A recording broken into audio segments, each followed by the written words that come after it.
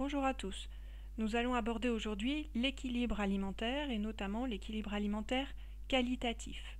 C'est une question qui intéresse les pouvoirs publics depuis 2001 et la France s'est engagée à lutter contre l'obésité à travers son plan national nutrition santé, PNNS. Nous en sommes à la 4e version qui sera en place jusqu'en 2023.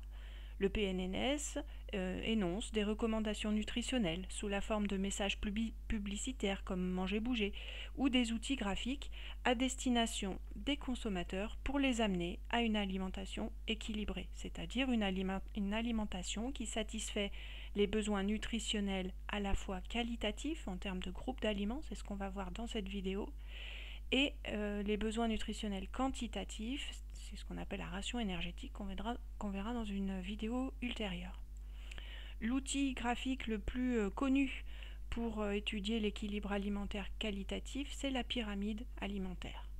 L'avantage de cette représentation, c'est qu'on voit très vite qu'à la base, on place le groupe d'aliments que l'on peut consommer en plus grande quantité, à savoir l'eau et les boissons non sucrées, et tout en haut de la pyramide, on va trouver les groupes d'aliments à éviter, comme les sucreries, les produits gras, etc. Reprenons cette pyramide étape par étape.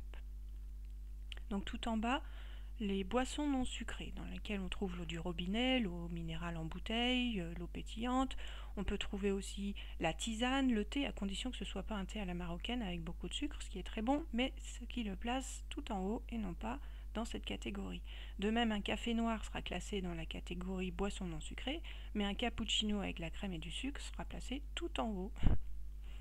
Donc les boissons non sucrées, à volonté, l'avantage c'est leur apport en H2O, molécules majoritaires du corps humain. On trouve ensuite le groupe des fruits et légumes. La recommandation actuelle c'est 3 légumes et seulement 2 fruits, donc plus de légumes que de fruits parce que les fruits sont sucrés. Et on a tendance à dire qu'il faut limiter le sucre. Ce groupe d'aliments est essentiel puisqu'il apporte notamment des vitamines et des fibres qui sont importantes pour la santé. Alors dans ce groupe, on va trouver des faux amis entre guillemets, par exemple la banane ou la pomme de terre sont riches en amidon et ça fait que c'est des fruits et légumes assez riches qui se rapprochent plus des féculents. Justement, le groupe des féculents ou produits céréaliers, donc c'est le groupe d'aliments qui tient au ventre parce qu'il apporte des glucides complexes qui vont être digérés en un temps plus long. C'est ce qui fait qu'on n'a pas un creux à 10 heures quand on a déjeuné avec du pain ou des céréales. Ça apporte également des fibres à condition de choisir des céréales complètes, du pain complet, des pâtes ou du riz complet, pour la richesse en fibres qui est important pour lutter contre la constipation. Donc on dit les féculents à chaque repas et en tout 4 à 6 portions par jour. Donc c'est un groupe d'aliments qu'on a tendance à bien consommer, ça il n'y a pas de problème en général. Les produits laitiers, donc 2 à 3 portions par jour, c'est plutôt 2 chez l'adulte, 3 pour les enfants en croissance, pour justement son apport en calcium. Mais c'est un groupe d'aliments complexes qui contient aussi des protéines, des glucides simples et des lipides.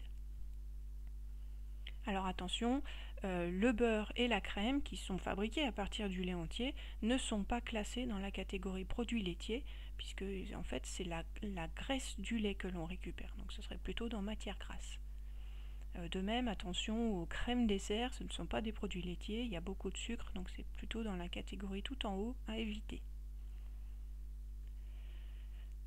Le groupe des VPO, viande, poisson, œufs, auquel on ajoute maintenant les légumineuses, c'est une nouveauté. Alors les légumineuses, c'est quoi? C'est le pois chiche, le petit pois, les flageolets, les haricots rouges, les chilis. Enfin, c'est toutes des graines en fait, qui sont également riches en protéines. Donc on recommande 1 à 2 portions de VPO par jour, donc pareil, une pour l'adulte, 2 pour l'enfant en croissance, pour son apport en protéines. Alors attention parce que dans ce groupe, il y a différents aliments qui n'ont pas les mêmes vertus. Les Français ont tendance à manger trop de viande et de charcuterie, et notamment trop de viande rouge. Donc il faut limiter la viande rouge au profit des volailles et il faut augmenter la part de poisson dans l'alimentation, donc 1 à 2 fois par semaine. Et puis il faudrait rajouter davantage de légumineuses. Alors les légumineuses sont surtout importantes pour les personnes qui ne mangent pas de viande et de poisson, parce que c'est un apport en protéines important. Je fais remarquer que la charcuterie est placée tout en haut à cause du sel. Le sel, il faut éviter le sel pour des questions cardiovasculaires.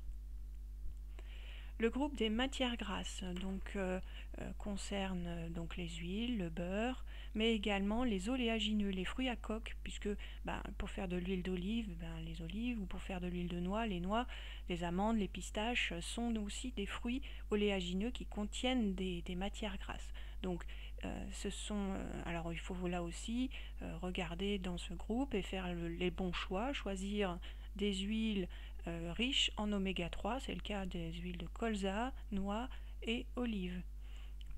Et puis donc manger un petit peu de fruits à coque et des graines pour leur richesse en oméga 3 qui est un acide gras essentiel. Donc il en faut un peu, mais il faut surtout bien les choisir. Et enfin, tout en haut, les produits non indispensables à éviter, même les produits gras, sucrés, salés. On va trouver donc les bonbons, tous les produits chocolatés, les pâtisseries, les sodas de type Coca, mais aussi les chips et les gâteaux apéros qui sont salés, et la charcuterie qui sont salés. Donc ça, en toute petite quantité. Donc la pyramide alimentaire permet de visuellement classer les différents groupes d'aliments en fonction de la quantité recommandée par jour et précise donc le nombre de portions. Si on ne respecte pas ces recommandations, on s'expose à des carences en vitamines, on s'expose à de la constipation puisque les fibres luttent contre la constipation en accélérant le transit intestinal et on peut risquer des pathologies cardiovasculaires. Mais c'est pas toujours simple de s'y retrouver avec la pyramide alimentaire parce qu'on n'achète pas que des produits bruts, on achète aussi des produits, des plats préparés. Et c'est difficile d'utiliser la pyramide alimentaire dans ce cas-là. C'est pourquoi le Nutri-Score est un nouvel outil très utile qui classe les aliments de A à E selon leur contenu. Donc les aliments qui vont contenir beaucoup de fruits ou de légumes, de protéines, de fibres vont avoir un score A en vert et à l'inverse, les produits à éviter auront un Nutri-Score E en rouge avec beaucoup trop de gras, de sel ou de sucre.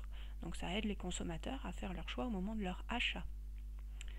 Voilà, je vous remercie de votre attention et je vous donne rendez-vous pour la prochaine vidéo, l'équilibre quantitatif.